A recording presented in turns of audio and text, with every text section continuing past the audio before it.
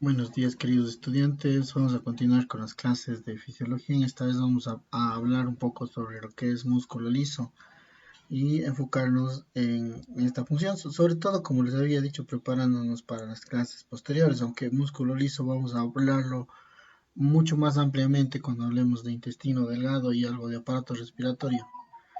Bueno, antes de eso, como introducción, yo creo que para ustedes esto ya es bastante conocido, la estructura del músculo estriado, ¿no es cierto? Entonces, ¿qué es lo importante del músculo estriado, que son las miofibrillas que se forman en cada uno de los fascículos musculares, el sarcómero, que ustedes conocen cuál es, ¿no es cierto?, con sus diferentes estructuras, y el retículo sarcoplásmico, que es una estructura muy importante, donde que pues vamos a tener gran contenido de calcio, que es esencial para la función del músculo estriado.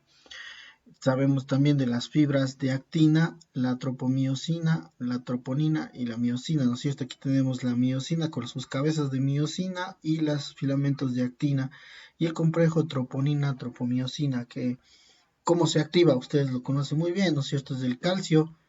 Finalmente, como pueden ver aquí ustedes cada una de las secuencias, el ADP se fosforila, ¿no es cierto? Se convierten finalmente, permite la unión de las cabezas de miosina con la eh, actina, lo que genera finalmente la contracción, y esto mediante el consumo de energía, ¿no es cierto? Entonces, el calcio aquí es muy importante porque, como pueden ver en cada uno de los segmentos, permite justamente esta unión, esta fosforilación y este movimiento de las cadenas de miosina y de actina. Bueno, ustedes lo conocen muy bien, no quiero ahondar mucho en esta parte. Ahora, el músculo liso no es exactamente igual al músculo estriado, tiene sus diferencias muy puntuales, ¿no? Son fibras mucho más pequeñas, con un diámetro de entre 1 a 5 micras y una longitud de hasta 500 micras generalmente. Miren que son mucho más pequeñas que lo que es el músculo estriado en general. Nosotros tenemos varias clases de músculo liso, a diferencia del estriado, que es una sola clase. Entonces, puede ser multiunitario, en donde vamos a tener fibras separadas, discretas, más o menos como estamos viendo aquí en la imagen, ¿no? Cada una actúa de manera independiente, fíjense, entonces eso le permite al músculo liso tener un patrón de contracción muy diferente al músculo estriado. Y obviamente, pues tiene que tener una inervación terminal única, ¿no? Porque esto también le diferencia del músculo estriado, que generalmente tienen terminaciones que sirven para muchos eh, músculos. Ahora, músculo ciliar, el músculo del iris, los músculos piloerectores son ejemplos de músculo multiunitario que se van a tener este tipo de sistema, ¿no? Cuanto a músculo unitario, que es el que estamos viendo por aquí, forma un verdadero sinsitio, ¿no? No sé si están familiarizados con el término sinsitio. Sinsitio hace referencia a una técnica de microscopía. Están buscando los bordes de la célula y no se encuentran porque estos bordes están tan íntimamente relacionados con la célula siguiente que prácticamente es un continuo, por eso se conoce como sinsitio, ¿no? Y es músculo básicamente visceral el que va a actuar este, es decir, en las vísceras huecas donde vamos a encontrar este tipo de músculo unitario y este tipo de disposición sincitial. Vamos, el corazón también es un sinsitio para que ustedes lo comprendan mejor. Entonces, estos se disponen en láminas o fascículos, como podemos ver aquí en la imagen, y están adheridas entre sí en varios puntos. Lo que les decía, no se diferencia lo uno de lo otro. Y además encontramos uniones en hendidura. ¿Qué es esto de las uniones en hendidura? Van a permitir que se transmita de mejor manera el impulso nervioso. Ok.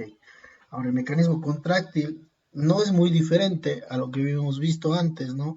Aquí de nuevo tenemos las fibras de miosina, los filamentos de actina, y vemos cómo se están uniendo las cabezas de miosina con la actina para producir la contracción. Pero fíjense, a diferencia del músculo estirado que suele hacerlo en una sola dirección, aquí tenemos varias direcciones, ¿no? Entonces todos son los mismos filamentos. La miosina posee puentes cruzados lateroporales que son diferentes a las cabezas que se ven en el músculo estriado. Y fíjense aquí, tenemos una fibra muscular. Fíjense cómo las fibrillas están orientadas en diferentes longitudes, lo que permite que estos se contraigan también de manera diferente. Se pueden contraer hasta el 80% de su longitud gracias a este tipo de disposición. Esto le diferencia completamente al músculo estriado, que pues se acorta mucho menos, entre 30 a 40%, y este hasta el 80% se puede contraer. Entonces, si comparamos el tipo de contracción del músculo liso con el estriado, la contracción del músculo liso es mucho más eficiente. También está activado por el calcio y el ATP, en eso no varía mucho, es el mismo proceso en general. Ok, entonces, por tanto, podemos decir que la contracción del músculo liso es tónica y prolongada. Esta disposición permite que sea muy fuerte la contracción y que se prolongue el tiempo. Tiene un ciclo lento debido a los puentes cruzados, ¿no? Generalmente 1 a 10, de 1 a 300, imagínense el tipo de diferencia que se produce. Miren aquí, creo que este dibujo es muy decidor, tenemos el músculo liso con las miofibrillas, los filamentos que permiten que se contraiga de manera importante las células, ¿no? Hasta el 80% se puede contraer y obviamente esto permite incluso un menor consumo de energía. La actividad de TPasa requerida es mucho menor que la que utiliza el músculo estriado, es decir, con menos energía tengo una fibra que se contrae mucho más y por mucho más tiempo. Eso es lo importante de esto entonces. Incluso, bueno, algo importante que este proceso es lento, ¿no? Muscular lenta, 1 a 3 segundos. Inicia generalmente entre 50 a 100 milisegundos y la contracción completa se logra a 0.5 segundos y su relajación todavía es más lenta, de 1 a 2 segundos. Obviamente, este proceso tiene esa desventaja, ¿no? Sería tal vez la única desventaja, la contracción lenta, y así podemos entender cómo funciona un poco las fibras intestinales, por ejemplo, en relación a otro tipo de fibras de músculo estriado. La fuerza de contracción obviamente es mayor, 4 a 6 kilogramos por centímetro cuadrado, mucho más intenso entonces que lo que se produce en el músculo estriado. Y interesante, tiene un mecanismo de cerrojo. ¿Qué significa este mecanismo de cerrojo? Básicamente estamos hablando de tensión-relajación inversa, ¿no es cierto? Lo que hace que se recupere la fuerza de contracción original una vez relajado. Tiene tanta tensión, tanta fuerza de contracción cuando está contraído, que cuando se relaja se recupera prácticamente en su totalidad la fuerza de contracción, de manera que la siguiente contracción está, se hace con la misma fuerza, con la misma energía que la primera. Ahora, esto, recuerden ustedes, se basa también en esto, ¿no? Que la contracción muscular es lenta. Eso permite que se pueda recuperar mucho más rápido que el músculo estriado. El músculo estriado generalmente tiende a agotarse cuando se utilizan mucho los músculos esqueléticos. Generalmente tienden a agotarse con el tiempo y la contracción se hace menos intensa, pero en el caso del músculo liso no es así. Las contracciones siempre son muy enérgicas, siempre van a ser con la misma calidad que la primera contracción. Entonces, esto es muy importante considerar, sobre todo en la enfermedad. Piensen ustedes qué pasa en una obstrucción intestinal. Las masas intestinales tratan de vencer ese obstáculo y que generan una fuerza tan intensa que produce un intenso dolor debido a la contracción tan enérgica que se produce por tratar de liberar una obstrucción intestinal, por ejemplo. Entonces, más o menos para hacernos una idea de cómo funciona esta situación. Ahora, como todo en fisiología, esto tiene que tener un sistema de regulación, o sea, tiene que estar regulado por alguna situación. Y bueno, aquí el inicio de la contracción la marca el calcio, como podemos ver aquí en este dibujo, el calcio que entra tanto por los canales iónicos a través de la membrana celular o el retículo sarcoplásmico en la membrana celular. Y este incremento de calcio puede ser debido a varias circunstancias. Un estímulo nervioso, como ocurre por ejemplo en el músculo esquelético, pero también un estímulo hormonal. Ya vamos a ver cuando veamos digestivo que hay varias hormonas que van a intervenir en este proceso para la contracción muscular. Pero también la misma distensión de las fibras, por ejemplo, un contenido alimento que llega al intestino, al estómago, por ejemplo, eso distiende la pared del estómago y enseguida inicia el proceso de contracción porque existe ya un incremento del calcio a nivel intracelular por este mecanismo. También cambios en el ambiente químico, y esto es lo muy interesante. Si es que, por ejemplo, el pH del estómago está, se me ocurre, en 5, por ejemplo, y alguien toma un vaso de leche, va a cambiar el pH alcalino. Sí, y eso generalmente tiende a disminuir un poco la peristalsis, ¿no? Hasta que la leche se fermenta, se convierte en ácido láctico y ese ácido láctico disminuye bruscamente el pH. ¿Qué es lo que ocurre? Produce dolor, produce espasmos musculares tan fuertes que produce dolor. Obviamente no en todos los pacientes, ¿no? Pero hay pacientes que tienen predisposición y que puede pasar este tipo de situaciones. Por ejemplo, tomar leche fría en la mañana no es tan buena idea. Claro, ayuda, se siente uno mejor, pero poco rato si no come hay dolor. Entonces, generalmente es por este mecanismo que es muy interesante. Bueno, sigamos. El músculo liso, pues, no contiene troponina, si se fijaron, ¿no? Esto era muy importante. Entonces, no existe o no requiere de ese paso general para poder producir la contracción. Más bien es el calcio que se une con la calmodulina, ¿sí? Que va a producir entonces una unión que generalmente es reversible y que activa la miosina sinasa de la cadena ligera, como estamos viendo aquí, y fosforiliza la cabeza reguladora, ¿no es cierto? Entonces aquí, por ejemplo, el calcio se une a la calmodulina, esto activa esta cadena ligera con actividad de miosina y lo que permite la interacción del ADP, la fosforilación del ATP para que se forme ADP y luego la unión entre la actina y la miosina produciendo contracción muscular. Entonces en eso tal vez sí difiere, no tiene troponina.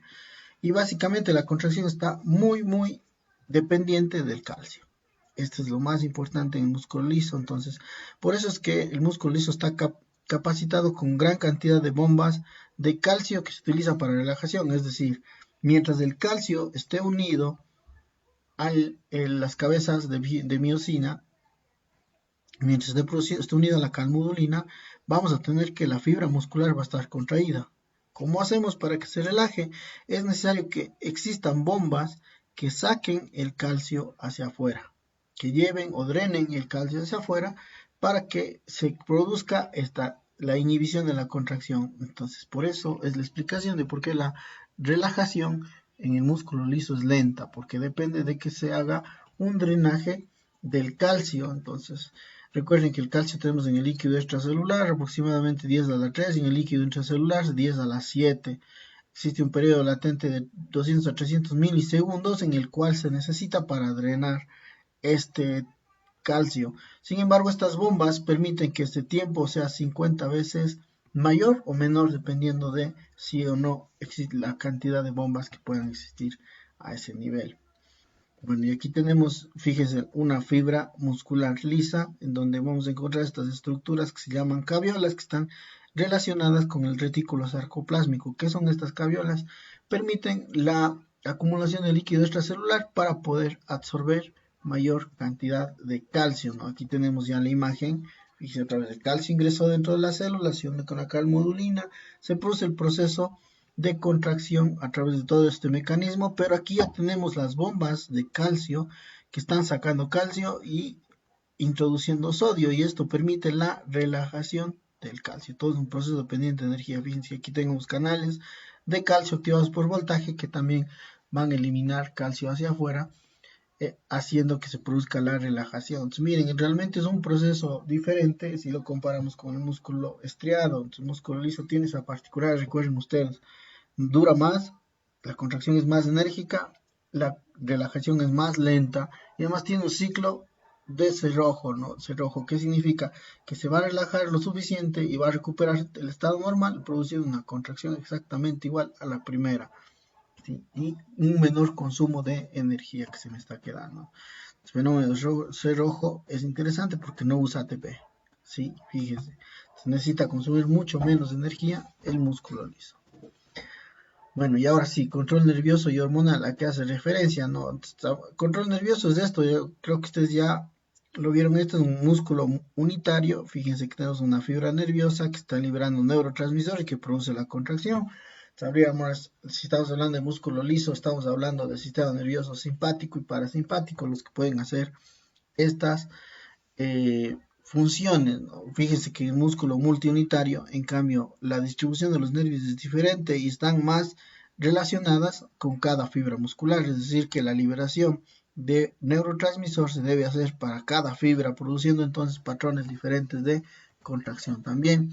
Existen proteínas receptoras que dependiendo del tipo de proteína, estas pueden ser inhibitorias o excitatorias, ¿sí?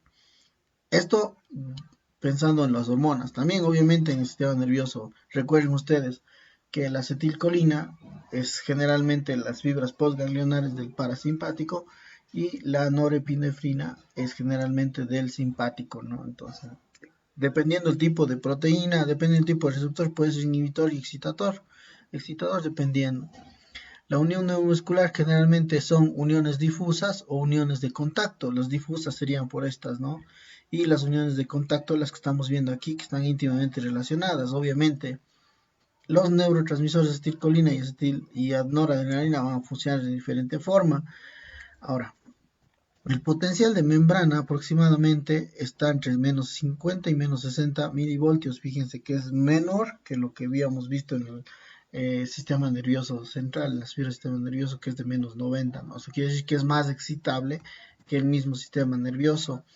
Y el potencial de acción generalmente está mediado no por el sodio, porque miren, como es más bajo su voltaje, es el calcio el que finalmente permite que se produzca el potencial de acción, pues mediado generalmente por calcio. Entonces vamos a tener en el músculo unitario, por ejemplo, varios potenciales. Quiero que se fijen esto aquí. Estamos hablando de la fibra, de las fibras musculares en el intestino, ¿no? Entonces, pues, producen potenciales en espiga, que generalmente son estos potenciales los típicos potenciales de acción de su potencial de espiga de 10 a 50 milisegundos y que se deben a todos estos mecanismos neuronales, hormonales, la distensión y todos esos. Pero también existen potenciales en meseta que los vemos básicamente en el útero, en los ureteres de algunos vasos y obviamente en el corazón también están incluidos aquí, ¿no? Eso depende del tipo de músculo, aunque el músculo cardíaco tiene otro acápite diferente que vamos a ver después.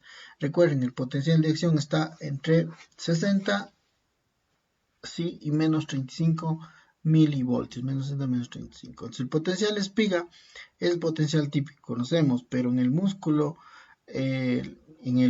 liso del intestino, por ejemplo, tenemos también ondas lentas, es decir, se produce una elevación ligera del potencial de acción, del potencial de membrana, ¿sí? Hasta llegar a producir un potencial de acción. Fíjense que se pueden producir varios potenciales de acción, entra nuevamente el potencial en onda lenta y genera otra vez potenciales de acción. Es lo que hace el intestino. Normalmente, fíjense que este potencial puede variar entre menos 50 y menos 30 milivoltios aproximadamente para producir o desencadenar el potencial de acción. Entonces, potenciales de onda lenta son normalmente los normales y estos pueden generar una disminución de la negatividad, fíjense, mucho más negativo, lo que hace que entre como en reposo un tiempo hasta que vuelva a generar potencial de acción. El trabajo del músculo liso en el intestino generalmente es así, ¿no? Movimientos más bien lentos para la propulsión de los alimentos y muy enérgicos, y muy enérgicos también. El, el músculo liso multinetario no requiere potencial de acción porque está básicamente regulado directamente por una terminal nerviosa que le desencadena la despolarización, entonces no se requiere un potencial de acción como tal. Tiene más bien lo que se conoce como un potencial de unión. Básicamente podemos decir que la fibra nerviosa se despolariza, envía al neurotransmisor y es como que continúa el potencial de acción a través del músculo, ¿no? Pero independiente justamente de la fibra nerviosa que emitió el estímulo en primer lugar. Entonces tenemos factores tisulares y factores hormonales, como les había dicho, que también van a desencadenar estímulo en el músculo liso, ¿no? Y generalmente son la mitad de las contracciones del músculo liso dependen de este tipo de hormonas. Entonces, ¿cuáles son los factores tisulares? Aquí hablamos de factores químicos locales, como por ejemplo falta de oxígeno, exceso de CO2, van a generar entonces vasoconstricción o vasodilatación. Incremento del hidrógeno también va a generar vasodilatación o vasoconstricción y otros, por ejemplo, la adenosina, el ácido láctico, el potasio, el calcio y la temperatura van a hacer que el músculo liso en las paredes de los vasos sanguíneos se contraigan o se dilaten dependiendo de las necesidades. No les quiero complicar la vida todavía, este proceso necesita entenderse un poquito más. Hay lugares en donde disminuye el oxígeno y dependiendo del tipo de vaso produce vasoconstricción. Uno pensaría que si la vasoconstricción va a generar menos flujo sanguíneo y va a aumentar más la falta de oxígeno, pero en realidad la vasoconstricción eleva la presión y eso produce aumento del flujo sanguíneo en los vasos medianos. Sí, estamos hablando de vasos medianos. Y en los vasos más pequeños, ahí sí se produce vasodilatación, porque la vasodilatación permite que el flujo fluya de manera más rápida y se cambie y se llegue a producir el aumento del oxígeno. Entonces, dependiendo del tipo de vasos, por eso que no les ponemos aquí como contracción o dilatación, sino dependiendo el tipo de vaso se va a producir vasoconstricción o vasodilatación, dependiendo de estos mediadores químicos. Y bueno, las hormonas, ya conocen ustedes la noradrenalina, la angiotensina 2 que le hemos mencionado, es un vasoconstrictor, vasopresina, oxitocina, vasopresina, que también la conocen, ¿verdad? La endotelina, la oxitocina, serotonina y la histamina, que son generar hormonas que van a contribuir a los procesos de vasoconstricción, generalmente, ¿no? Casi todo es vasoconstricción. Entonces, muchas veces el efecto depende del receptor, qué canales iónicos maneja, sodio, calcio, potasio, o si es que existe un segundo mensajero como el GMP cíclico o el AMP cíclico, dependiendo del tipo de receptor que tenga la célula, ¿ok? Muy bien, eso todo es todo en relación a músculo liso. Como ven, no es mucho, está bastante corto y muy conciso, pero muy necesario para poder entender los procesos fisiológicos en el músculo del intestino, por ejemplo. Es por eso que he hecho mucho recalque en esa parte. O este tema obviamente vamos a volverlo a abordar cuando veamos sistema digestivo. Y cualquier comentario o novedad no se olviden dejarlo, por favor, para poder aclarar dudas.